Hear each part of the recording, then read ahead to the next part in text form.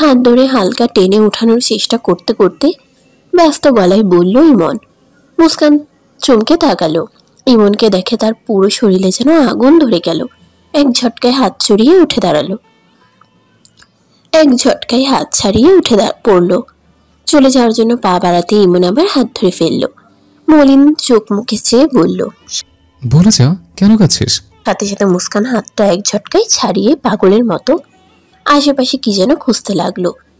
ছাদের এক পাশে গোলাপের টপ লাগানো আছে বেশ কিছু, তার পাশে ছোট ছোট সাদা পাথর, ভাঙা ইটের খণ্ড পড়ে আছে। মুস্কান দ্রুত পায়ে গিয়ে সেখান থেকে এক টুকরা ইটের খণ্ড তুলে ইমনের দিকে দিল এক ঢিল। ঢিলটা গিয়ে ইমনের বুক বরাবর লাগলো। অল্প লাগাই ছোট করে আহ করে ছিটকে দূরে সরে গেল। বুকে হাত ডলতে ডলতে বিস্ময়ী চোখে তাকালো মুস্কানের রাগান্বিত মুখের দিকে। ইমন যখন আহ করে আত্মনাদ করে তখনই মুস্কানের হুঁশ ফিরে। সে কি করে ফেলেছে তা টের পেতেই অপরাধীর মতো দাঁড়িয়ে কাঁদতে থাকে। প্রথমত এভাবে রণমূর্তি ধারণ করে ঢিল দিল, তার উপর আবার কেঁদে গা ভাসাচ্ছে। ইমন বিস্মিত হয়ে কয়েক পা এগিয়ে গেল। মুস্কানের মাথায় নিজের ডান হাতটা চেপে ধরে বলল, এভাবে কাঁদিস না, রাগিস না, এভাবে শরীর খারাপ করবে। কে কি বলেছে সেটা বল মুসু, প্লিজ। কান্না থামিয়ে বল আমায়। মুস্কান কিছু বলল না, কান্নার বেগ বাড়িয়ে দিল আরো। ইমন ধৈর্যহারা হয়ে দু হাতে মুস্কানের কাঁধে চেপে ধরল। কঠিন গলায় বলল, খুলে বল কি হয়েছে। ইমনের কঠিন গলা শুনে ঢুকরে কেঁদে উঠল সে। ইমন তো হতবাক, কি করবে এখন সে? যা সহ্য করতে পারছে না মেয়েটা তাই কেন করছে? একটা থাপ্পড় দিবে কি? যা ভাবা তাই কাজ। কাঁধ থেকে হাত সরিয়ে নিচের ঠোঁট কামড়ে ধরে হাতটা বেশ শক্ত করে নিয়ে থাপ্পড় দিতে যাবে, তখনই বুকের ভিতর কেমন যেন করে উঠল। খেয়াল করলো তার বুক কাঁপছে। প্রথমে বুকের ভিতরের কাঁপুনি, তারপর হাতে পায়ে থেকে সর্বাঙ্গে কম্পন ধরে গেল। অথচ মেয়েটা কেঁদেই চলেছে। এক দীর্ঘশ্বাস ছেড়ে নিজেকে সামলে নিল। দু হাতে মুস্কানের দু গালে আলতো করে ধরে আদুরে গলায় জিজ্ঞেস করলো, মুসু কি হয়েছে বল প্লিজ। না বললে বুঝবে কি করে? আচ্ছা বলবে না তো? আমি নিচে যাব, শাহরিয়ার মাকে ইচ্ছে রকম ধমকাবো, ঘর সব জিনিস ভাঙচুর করবো। তুই এটাই চাস তো? তাহলে এটাই হোক। মুস্কানের কোনো ভাবান্তর হলো না, সে কেঁদেই যাচ্ছে।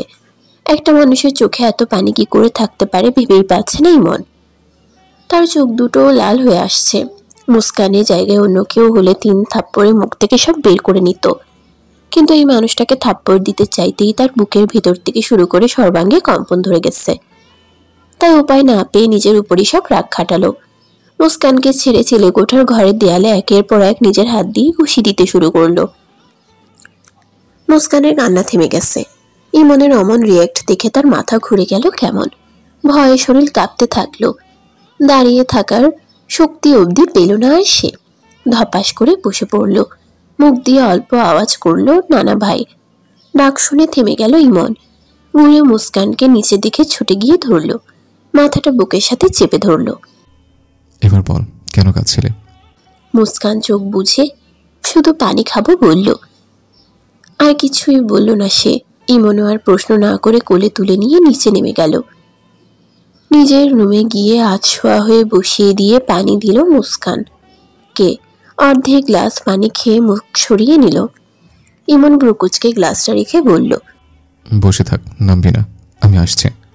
মায়ের রুমে গিয়ে দেখলো শায়রি আর ইরাবতী কি নিয়ে যেন আলোচনা করছে। এসব দেখে তার রাগ উঠে গেল। এগিয়ে গিয়ে বলল, এখানে কিসের মিটিং হচ্ছে? মুসু কান্না করে অসুস্থ হয়ে পড়েছে আর তোমরা মিটিং করছো রুমে বসে? ছেলের গলা শুনে ইরাবতীর বুকের ভিতর ডিপ ডিপ শুরু হয়ে গেল। তাকিয়ে দেখেও নিল ছেলের রাগের মাত্রাটা। চোখ দুটো অস্বাভাবিক লাল হয়ে আছে, ঘন ঘন শ্বাস নিচ্ছে। শায়রির এতক্ষণে হুঁশ ফিরল। চমকিত গলায় বলল, মুসু কোথায়? এখানে তো ছিল। এত রেগে গেলি কেন? কি হয়েছে? ইমন আর কিছু বলল না। রুম ছেড়ে নিজের রুমে পা বাড়ালো। পিছন পিছন শায়রি আর ইরাবতীও গেল। কাটখাট গলায় জিজ্ঞেস করলো ইমন, ও কাঁদছিল কেন সায়ু? সত্যি করে বল। তুই এমন করছিস কেন? আমি সত্যি জানি না। এই মুসু, বল না কেন কান্না করছিস? দেখ ইমন কেমন রাগ দেখাচ্ছে। তুই বল কেন কান্না করেছিস? ইরাবতী ও মুস্কানের মাথায় হাত বুলিয়ে জিজ্ঞেস করতে থাকলো কেন সে কান্না করছে। মুস্কান এবার ভয় পেয়ে গেল। কি বলবে সে? টেনশনে মাথা ঘুরছে তার, কোনো উত্তর খুঁজে পাচ্ছে না বলার মতো। এদিকে ইমনের চোখ মুখ দেখেও ভয় লাগছে। অনেকক্ষণ ধরে ভাবলো সে কি বলবে। এদিকে ইমন সমানে ছটফট করছে মুস্কানের থেকে কান্নার কারণ জানার জন্য। সায়রী আর ইরাবতীও সন্দেহী চোখে চেয়ে আছে মুস্কানের মুখের দিকে। অবশেষে মুস্কান মুখ ফুটে বলল, নানা ভাই আমাকে মিলিয়াপুর জন্য সেদিন খুব বকেছিল, সেটা মনে পড়তে আমার খুব কান্না পাচ্ছিল, তাই কেঁদেছি। আল্লাহ, মুরাদ কপাল করে এক পিস বোন পেয়েছে। আন্টি চিন্তা করো না, ওর এমন অনেক আজগুবি স্বভাব রয়েছে। কেউ ওকে 1 মাস আগে বকলে সেই বকার কথা যদি আজ মনে পড়ে সেটা নিয়ে কান্না করবে। আর এই বাড়ি এসে ইমনের সেই কোন কালের বকার কথা মনে পড়েছে, তাই কান্না জুড়ে দিয়েছে। আল্লাহ বইনতি পারিসও বটে। ইরাবতী হেসে দিল, সাথে ইমনকে বকাও দিল কয়টা। কিন্তু ইমন ভ্রুকুচকে চেয়ে রইল মুস্কানের দিকে, আর মুস্কান চেয়ে আছে ইমনের হাতের দিকে। ইরাবতী নিচে গেছেন, কাজের মেয়ে পারুল এসেছে, রান্নার তোড়জোড় শুরু হয়ে গেছে। সায়রীও নিচের দিকে পা বাড়ালো। যেতে যেতে মুস্কানকে বলে গেল একটু রেস্ট নিয়ে নিচে আয়। ইমন দরজার বাইরে উকি দিয়ে দেখে নিল সবাই নিচে, তাই আবারও রুমে ফিরে এসে সন্দেহী চোখে তাকালো মুস্কানের দিকে। মুস্কান ইতস্ততভাবে উঠে পড়ল। ইমন কাঁধে মৃদু ধাক্কা দিয়ে বসিয়ে দিল তাকে, বলল, এক পা নড়বি না, সত্যিটা না বলে গেলে মার দেব, তাই সত্যি বল। মুস্কান কান্না করে দেবে তখন ইমন বলল, একদম কাঁদবি না মুসু, কথা কথা কান্না করার স্বভাবটা কিন্তু খুব খারাপ। মুস্কান ইমনের হাতের দিকে চেয়ে শব্দ করে কেঁদে দিল। ইমন আশ্চর্য হয়ে বলল, আমি তোকে শুধু সত্যিটা বলে যেতে বলেছি, তাই তোর এভাবে কাঁদতে হবে? ইটস ভেরি ব্যাড মুসু, কান্না থামে, সত্যিটা বল। তোমার হাতে রক্ত? কাপা গলায় বলল মুস্কান। ইমন মুস্কানের থেকে চোখ সরিয়ে নিজের হাতের দিকে তাকালো। তার হাত ছিলে গেছে, খানিকটা রক্তও বের হচ্ছে। তার দিকে জিহবা দিয়ে নিজের ঠোঁট ভিজিয়ে আলতো হেসে বলল, ভয় পাস না, আমার লাগছে না। তুই বল, কেন কাঁদছিলে? আঙ্কেলের কথা মনে পড়েছিল নাকি অন্য কিছু? মুস্কান মাথা নাড়ালো, মানে তার বাবার কথা মনে পড়ছিল। ইমন গভীর দৃষ্টিতে চেয়ে সত্যি মিথ্যা বোঝার চেষ্টা করলো, তারপর বলল, এবার যা। মুস্কান এক মুহূর্তও দেরি না করে পা বাড়ালো। দরজা অবধি যেতেই ইমন মুসু বলে ডেকে উঠল। মুস্কান চমকে গিয়ে থেমে গেল। ইমন ঘাড় ঘুরিয়ে দেখল মুস্কান দাঁড়িয়েছে, তাই তার থেকে চোখ ফিরিয়ে নিল, বলল, আই এম সরি। মুস্কান নিশ্চুপ। তা দেখে ইমন আবারও বলল, সেদিনের জন্য। মুস্কান চলে গেল, আর 1 সেকেন্ডও দাঁড়ালো না সে। ইমন ফার্স্ট এড বক্স বের করে সোফায় বসে হাতে মেডিসিন লাগালো। নিজের অনুভূতিকে নিজেই হাজারটা প্রশ্ন ছুড়ে দিল। সেই সাথে মনে মনে মুস্কানকেও প্রশ্ন করলো, আমাকে এমন এলোমেলো কেন করে দিলি মুসু? তোকে দেখলেই কেন আমার সবকিছু এলোমেলো হয়ে যায়? কেন তোর কান্না সহ্য হয় না আমার? তোর চোখে 1 ফোঁটা পানি দেখলেই কেন পাগল হয়ে যায় আমি? কেনই বা এমন করে পাগলামি করি? আমার এই অনুভূতির মূল্য তুই দিবি তো? বুঝবি তো আমার হৃদয়ের কথা? বসা থেকে উঠে পড়লো ইমন। আবার নিজেকে প্রশ্ন করলো, অন্যায় অনুভূতিকে এভাবে প্রশ্রয় দেওয়া কি ঠিক? হ্যাঁ অন্যায়। বিবেক লোপ পেয়েছে তোর ইমন চৌধুরী, সত্যিই তোর বিবেক লোপ পেয়েছে। নয়তো বন্ধুর বোনের প্রতি এমন অনুভূতি তৈরি করতে পারতিস না, তাও যদি হতো নিজের বয়সী কারোর প্রতি। ওই বাচ্চা মেয়েটার প্রতি এমন ফিলিংস কি করে আনতে পারলি তুই? এত বড় অন্যায় কি করে করতে পারলি? পুরো রুমে পাইচারি করছে ইমন, এক মনে নিজের সাথে কথা বলছে। বিছানায় গিয়ে বসে চোখ বুঝে শুয়ে পড়ল। আবারও ভাবতে লাগলো, ভালোবাসার অনুভূতি কি কখনো অন্যায় হয়? ভালোবাসা, হ্যাঁ ভালোবাসাই তো। আমি তো স্কুল বা কলেজে পড়ুয়া ছেলে নই যে ভালোবাসা ভালো লাগার তফাৎ বুঝবো না। আবেগে গা ভাসিয়ে দেওয়ারও তো কথা না, তাই না? ইমন সিদ্ধান্ত নিয়েছে তার আবেগকে ভুলেও প্রশ্রয় দেবে না, নয়তো বন্ধুদের চোখে নিচু হয়ে যাবে, স্পেশালি মুরাদের চোখে। আর যাই হোক, বিবেক বর্জন করে বন্ধুত্বে ফাটল ধরাতে পারবে না সে। মুরাদ তাকে অনেক বিশ্বাস করে, ভরসা করে। সেই বিশ্বাস, সেই ভরসাকে ধুলোয় মিশিয়ে যেতে দিবে না কোনোভাবেই। সায়রী আর ইরাবতী রান্না করছে, কাজের মেয়ে পারুল সবজি কাটছে। মুস্কানে শুধু দাঁড়িয়ে থাকতে ভালো লাগছে না, তাই বলল, আপু আমি শশা কাটি। পারবি না মুসু, ভাত কেটে যাবে। মুরাদ শুনলে আমাদের বকবে। বকা খাওয়ানোর চিন্তা করিস না তো। আমি পারবো আপু, আমি তো আম্মুকে কেটে দিই, নিজে খেতে মন চাইলে নিজেই কেটে খাই। আচ্ছা সাবধানে, তাহলে হাত যেন না কাটিস, আবার ছুরি দিয়ে কাট। আমি ছুরি দিয়ে কাটতে গেলেই হাত কেটে ফেলবো। ছোট বটি আছে তো, ওটা দিয়েই কাটি। বড়ি দিয়ে কাটার অভ্যাস আছে। পারুলের পাশে বটি নিয়ে বসেছে মুস্কান। একটা শশা নিয়ে যেই কাটতে যাবে তখন ইমন এসে হাত চেপে ধরল। করছিস, পাগল হয়ে গেছিস? হাত কেটে যাবে তো। আতঙ্কিত গলায় বলল। মুস্কান চমকে তাকালো। পারুলও চমকে গেছে ইমনের অমন ভয়ার্ত গলা শুনে। ইরাবতী আর সায়ু রান্নাঘর থেকে সবটা শুনেছে। মুস্কান বিরক্তি চোখে চেয়ে আছে। ইমন তাকে টেনে তুলে বলল, শশা খাবি তুই? পারুল সবজি কাটতে পটো, পারুল কেটে দেবে, ওখানে বস গিয়ে। সোফায় বসতে বলে ইমন মুস্কানের হাত ছাড়লো। চলে যেতে নিয়েও পিছন ঘুরে বলল, কি হলো, ওখানে বসতে বলেছে? পারুল, এক প্লেট শশা কেটে দে ওকে আগে। কি? মুস্কান মুখটা ভার করে শশার দিকে তাকালো। পারুল মুস্কানের হাত থেকে শশা নিয়ে কাটতে শুরু করলো। মুস্কান চুপচাপ গিয়ে সোফায় বসে রইল।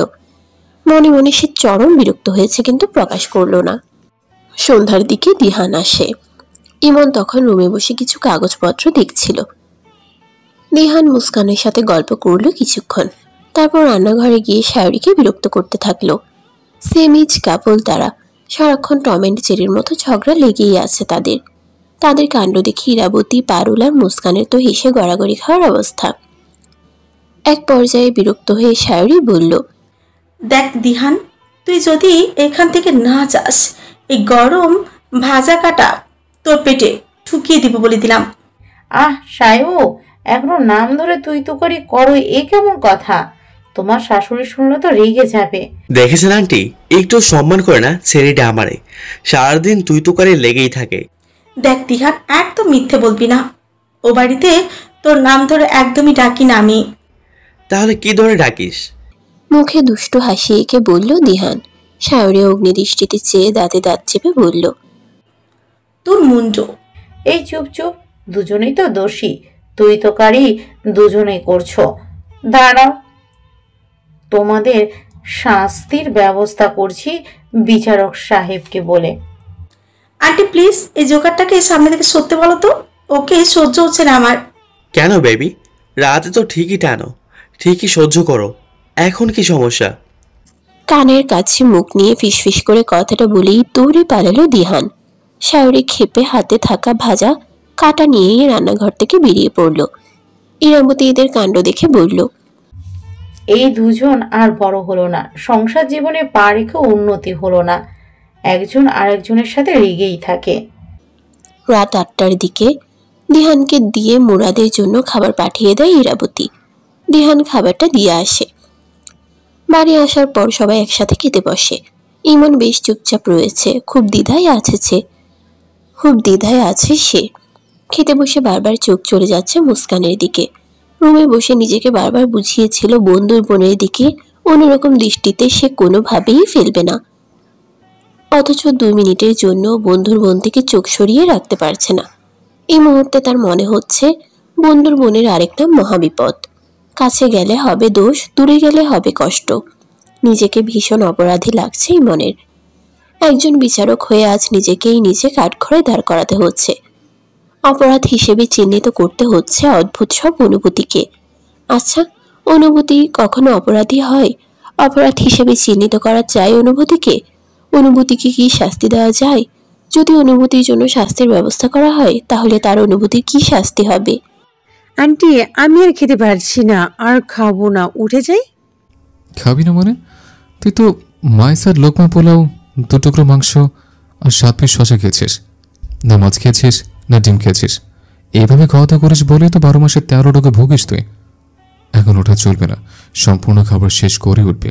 আস্তে ধীরে খা, শরীরে যা অবস্থা, পুরো শরীরে 1 ব্যাগ রক্ত পাওয়া যাবে কিনা সন্দেহ। একদমে উত্তেজিত হয়ে বলল ইমন। মুস্কাল কেবলই পানি মুখে দিয়েছিল। ইমনের কথা শুনে গলায় পানি আটকে গেল তার। বিষম খেয়ে নাক মুখ দিয়ে পানি বেরিয়ে এলো। আসতে শুরু করলো সামানে। এমন অবস্থা দেখে ইরাবতী মুস্কানের কাছে গিয়ে মাথায় হালকা থাপ্পড় দিতে লাগলো। শায়রি পিঠে বুলিয়ে দিচ্ছে। সকলেই ব্যস্ত হয়ে পড়ল তাকে নিয়ে। মুস্কানের অমন অবস্থা দেখে যেন হৃৎপিণ্ড বেরিয়ে আসার উপক্রম হলো ইমনের। মাকে টেনে সরিয়ে দিয়ে সে কাছে গিয়ে মাথায় হাত বুলাতে শুরু করলো। ভয়ার্ত চোখ মুখে চেয়ে ব্যস্ত গলাতে বলতে লাগলো, এক থাপ্পড় দিয়ে খাওয়া শিখিয়ে দেবো। এভাবে কেউ খায়? আরেকটা হলে তো মরে যেতে। নে আরেকটু পানি খা, চোখ মুখ লাল হয়ে গেছে। তুই বড় কবে হবি মুসু? এখনো ঠিকভাবে খাওয়া শিখলি না।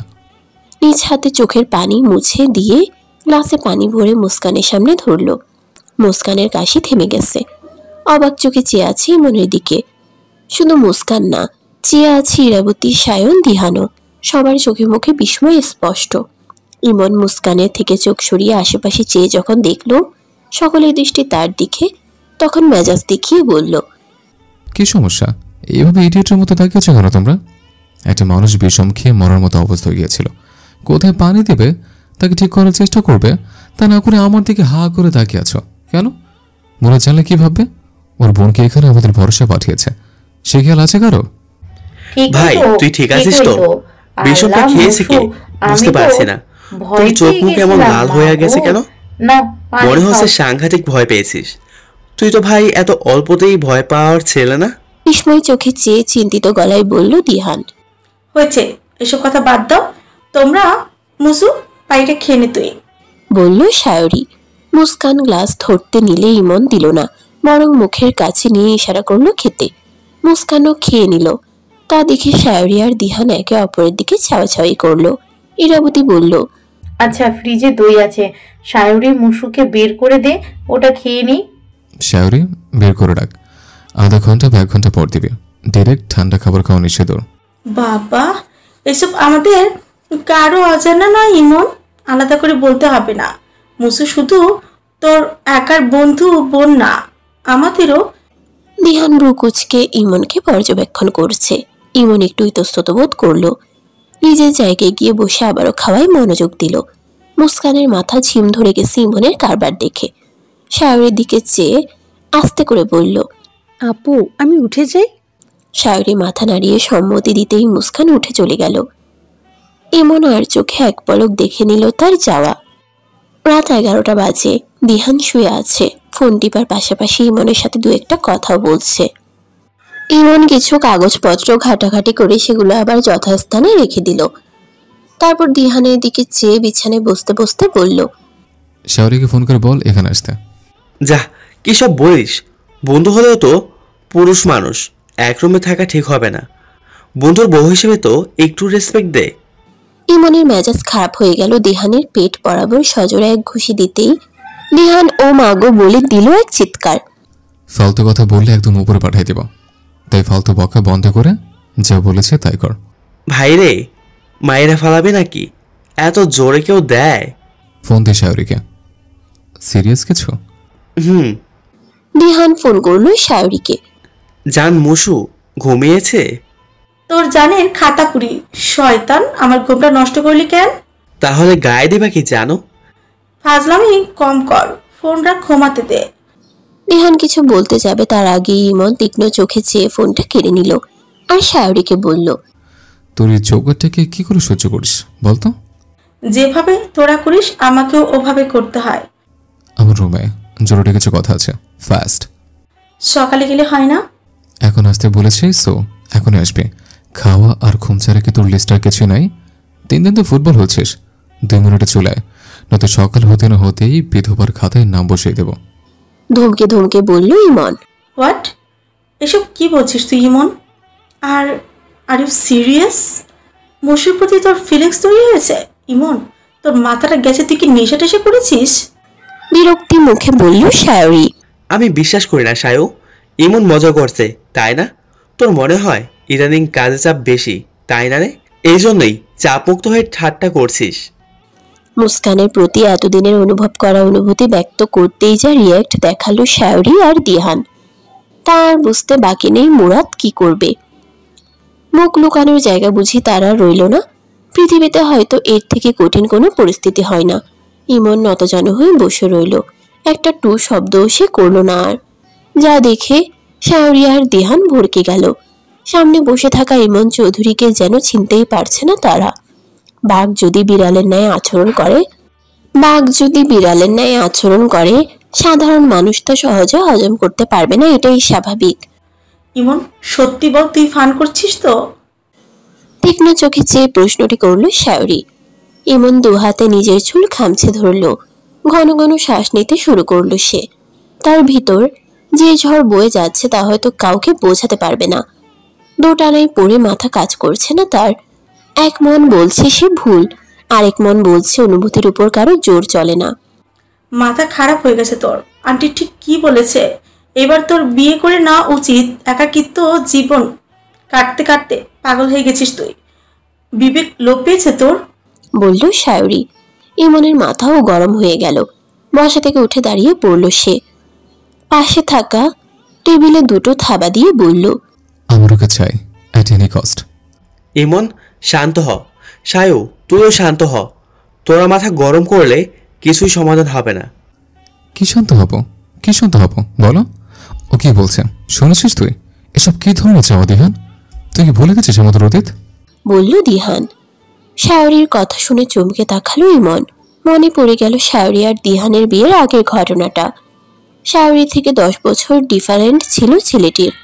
সায়রীর বাবা বিয়ে ঠিক করে ফেলে সায়রীকে না জানিয়েই, কিন্তু সায়রী কিছুতেই এত সিনিয়র একজনকে বিয়ে করবে না। ওদিকে দিহানও মনে প্রাণে ভালোবাসে সায়রীকে। ইমনের কাছেও বিষয়টা ঠিক লাগেনি। মনে হয়েছে সায়রীর ভাবা ভুল, তাই দিহান আর সায়রীকে পালাতে সহযোগিতা করেছে সে। তারপর নিজেরা বিয়েও করে নেয় ওরা। গত বছরই পরিবার থেকে মেনে নেয় বিয়েটা, এবং পারিবারিকভাবে আবারও বিয়ে হয় ওদের। বসে পড়ল ইমন। সেদিন সায়রীর বেলায় ঠিকই সব বন্ধু বান্ধব মিলে সায়রীর হবু বরকে কত রকম ব্যঙ্গই করেছিল। সায়রীর বাবাকেও কম বকা বকেনি মেয়ের থেকে এত বছর বড় বয়সী পাত্র বেছে নেওয়ায়। আজ মনে হচ্ছে সায়রীর সেই না হওয়া বরের অভিশাপই তার লেগেছে। কিন্তু তার একা কেন লাগলো? সেদিন তো সে একা কিছু করেনি, যা করেছে সব বন্ধুরা মিলেই করেছে। তার ভূমিকা বেশি ছিল বলেই কি আজ ভাগ্য তাকে এই পরিস্থিতিতে ফেললো? দিহানার সায়রীও চুপ হয়ে গেছে। বেশ অনেকটা সময় গড়িয়ে যায়, কেউ কোনো কথা বলে না। ইমনের ফর্সা মুখটা লালচে আভায় পড়ে গেছে। চোখ দুটো অসম্ভব পরিমাণে লাল হয়ে আছে। বুকের ভিতর তার কি চলছে তা হয়তো কেউ অনুভব করতে পারবে না। ইমনের অমন অবস্থা দেখে সায়রী শান্ত গলায় বলল, দেখ ইমন, তুই আমার বন্ধু। এত বছরের বন্ধুত্বের খাতিরে বলছি, তুই ভুল করেছিস। তুই অন্যায় আবদার করছিস। দেখ আমাদের জেনারেশন আর মুস্কানের জেনারেশন সম্পূর্ণ আলাদা। এক যুগের বেশি ডিফারেন্ট আমাদের সাথে ওর। এত কম বয়সী কাউকে জীবনসঙ্গী করে তুই না নিজেও সুখী হবি আর না ওকে সুখী করতে পারবি। আর সব থেকে বড় কথা, মুরাদ এসব জানলে তোর সাথে ওর বন্ধুত্ব নষ্ট হয়ে যাবে। এদিকে মুস্কানও খুব ছোট, এসব ফিলিংসের কিচ্ছু বুঝবে না ও। আজকে তুই ওকে যা বুঝাবি ও সব মেনে নিবে, কিন্তু নির্দিষ্ট একটা বয়সে পা দিলে তোর সব বোঝানো ফিকে হয়ে যাবে। তোর ভালো লাগবে পাহাড়, ওর ভালো লাগবে সমুদ্র। তুই চাইবি মাটিতে হাঁটতে, ও চাইবে আকাশে উঠতে। আর যদি ওর সব চাওয়া পূর্ণ করে ওর জন্য আমি আবার ফিরে যাবো 14 বছর আগে। ওকে ভালোবেসে ওর ভালোর জন্য যা করতে হয় সব করব। আমি ওর সাথে পা মিলে চলতে চাই, ভালোবেসে ভালো রাখতে চাই ওকে। আমার কোনো চাহিদা নেই, শুধু ভালোবাসার ভালো রাখার সুযোগটুকু চাই। সায়ু, মুরাদ, এটুকু দেবে না আমায়? তুই একজন বিচক্ষণ মানুষ হয়ে এই ভুলটা কি করে করতে পারলি বুঝে আসছে না আমার ইমন। তোর স্ট্রং অনুভূতি আজ এত নড়বড়ে। ও গড! দীর্ঘশ্বাস ছাড়ল ইমন। দিহান হতভম্ব হয়ে বসে রইল। রাত 1টা ছুঁই ছুঁই। সায়রী ঘড়ির দিকে একবার চেয়ে আবারও ইমনের দিকে তাকালো। শান্ত গলায় বলতে শুরু করলো, দেখ ইমন, তুই সব দিক দিয়ে বিবেচনা করে দেখ আমি কি বোঝাতে চাচ্ছি। আশা করি বুঝতে পারবি। শুধু নিজের ফিলিংসকে গুরুত্ব দিয়ে স্বার্থপরের মতো তুই বন্ধুত্ব নষ্ট করতে পারিস না, বা একটা মেয়ের জীবন নষ্ট করতে পারিস না। লাল বর্ণ চোখে তাকালো সায়রীর দিকে ইমন। সায়রী এক ঢোক গিলে বলল, আমি জানি তুই জেদ করলে মুস্কানকে নিজের বউ রূপে পাবি, এটা তোর দ্বারা সম্ভব হবে। কিন্তু ভাই, জোর করে কিছু আদায় করা কি ঠিক? ধরে নিলাম বিয়ে করলি, পুরুষ মানুষ, শারীরিক চাহিদারও তো একটা ব্যাপার আছে। ওইটুকুনি মেয়ের থেকে কি পাবি? বরং একটা জীবন শেষ হয়ে যাবে। ব্যাস, অনেক বলেছিস তুই। আর না, ইমন চৌধুরীকে কি ভাবিস তুই? আমি এতটাও মানুষ বেবি কিনা? আমি ওকে ভালোবেসেছি আর ভালোবাসতে চাই, এর বাইরে কিছু চাই না। আমার ক্যারেক্টার সম্পর্কে তোরা ভালোভাবে অবগত আছিস। ভুল অবগত ছিলাম, কিন্তু এখন নই। আজ ওর প্রতি ভালোবাসার ফিলিংস এসেছে, কাজে শারীরিক চাহিদার জন্য ওর প্রতি ফিলিংস আসবে না, তার কি গ্যারান্টি? আর নিতে পারলো না ইমন। বাসা থেকে উঠে রাগে হনহন করতে করতে বেরিয়ে গেল। দিহান বলল, সায়ু তুই ঠান্ডা হ, আমাদের অর্ধেকটাও ভাবা উচিত। তুই চুপ কর, একদিকে কথা বলবি না, আমি দুই দিকে ভেবে কথা বলছি। আশ্চর্য হয়ে যাচ্ছি আমি আজ ইমনকে দেখে। পুরুষ মানুষের আক্কেল জ্ঞান কোনোদিনই হবে না, সে যতই শিক্ষিত জ্ঞানীবান হিসেবে লোকের কাছে পরিচিত হোক না কেন, ভেতরে ভিতরে সবকটা পচাতের হাড়ি। শেষমেশ ইমনকে তুই এটা বলছিস? তা নয় তো কি করব?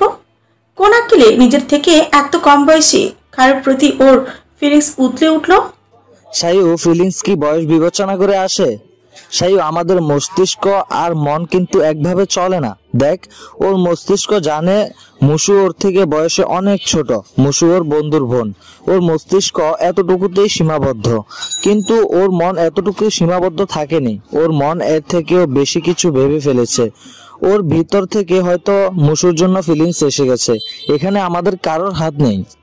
দিহানের কথা শুনে সায়রির আগে গজগজ করতে করতে রুম থেকে বেরিয়ে গেল। আমার কথা এখন শুনলে ভালো, নয়তো ভয়াবহ কিছু ঘটবে।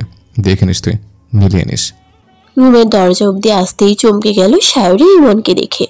মুস্কান ঘুমিয়ে আছে, আর ইমন এক দৃষ্টিতে চেয়ে আছে তার ঘুমন্ত মুখটার দিকে।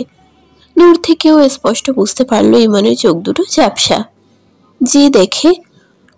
যে চোখে অস্বাভাবিক রাগ যে দেখে এসেছে এতগুলো বছর, সেই চোখে আজ কারোর প্রতি গভীর ভালোবাসা, কাউকে পাওয়ার গভীর আকুলতা, কাউকে হারানোর ভয়। কারোর জন্য কষ্ট দেখতে পারছে সে। আর আগালো না সায়রি, ফিরে গেল দিহানের কাছে। এতক্ষণ ধরে এত নীতিবাক্য ছেড়ে শেষে সেও দুর্বল হয়ে গেল কেমন। ভালোবাসার অনুভূতির কাছে সমস্ত নীতিবাক্যও যে তুচ্ছ। সারা রাত একভাবে বসেছিল ইমন, অপলকভাবে চেয়েছিল মুস্কানের মুখ পানে। মুস্কান যখন ঘুমের ঘোরে এপাশ থেকে ওপাশ ফিরেছে, ইমনের মুখে যেন অমাবস্যা নেমে এসেছে। আবার যখন এপাশ ফিরেছে, নিজে নিজেই হেসেছে সে। হঠাৎই যেন জীবনটা তার পাল্টে গেছে। সামনের এই ঘুমন্ত পরিটাই যেন তার সুখ দুঃখের একমাত্র কারণ এখন। মনে মনে বিড়বিড় করল ইমন, আমার অনুভূতিগুলো কাউকে বুঝতে হবে না, শুধু আমার স্লিপিং বিউটি বুঝলেই হবে। ভোরের দিকে ঘুম ভেঙে যায় মুস্কানের। চোখে বুঝিয়ে উঠে বসে সে। বালিশের পাশে হাতড়িয়ে চুলের ব্যান্ড খুঁজে নিয়ে চুলগুলো বেঁধে ফেলে। ওয়াশরুম যাবে বলে বিছানা ছেড়ে নামতে নেয়। নিজের বাড়ি, নিজের রুম, নিজের বিছানা মনে করেই নামতে গিয়ে পড়ে যেতে নিতেই ইমন ধরে ফেলে। আরে চোখটা খোলা নামবি তো, এখনো পরে কি হাত পা ভাঙতে? বলেই ধরে বিছানায় বসাতে যেতেই চোখ আটকে গেল কানের নিচে ঘাড় বরাবর কালো তিলটার দিকে। কুশি কুশি চুলগুলোর ভিতর স্পষ্ট কালো তিলটা যেন তার দিকেই চেয়ে আছে। যা দেখে কিছুক্ষণের জন্য হৃদয় স্পন্দন থেমে গেল তার। এক হাতে মুস্কানের কাঁধে ধরে আরেক হাতে স্পর্শ করলো ঘাড়ের ওই তিলটাই। চোখের সামনে এত কাছে তাকে স্পর্শ করে দাঁড়িয়ে আছে ইমন। ভাবতেই বুকের ভিতর যেন ঢেউ খেলে গেল। পুরো শরীরে কম্পন ধরে গেল কেমন। কি করে কি বলবে বুঝে উঠতে পারল না। তার সমস্ত জ্ঞান শূন্য হয়ে গেল যেন। দু হাতে বেশ জোরে ধাক্কা দিয়ে সরিয়ে দিল ইমনকে। 2 কদম পিছিয়ে গেল ইমন। ভ্রুকুচকে নিচের ঠোঁট কামড়ে ধরে চেয়ে রইল মুস্কানের দিকে। মুস্কানও অবাক হয়ে চেয়ে থরথর করে কাঁপতে থাকলো। তোতলাতে বলল, নানা ভাই তুমি? এইটুকুন মেয়ের কত সাহস, গায়ে কত জোর!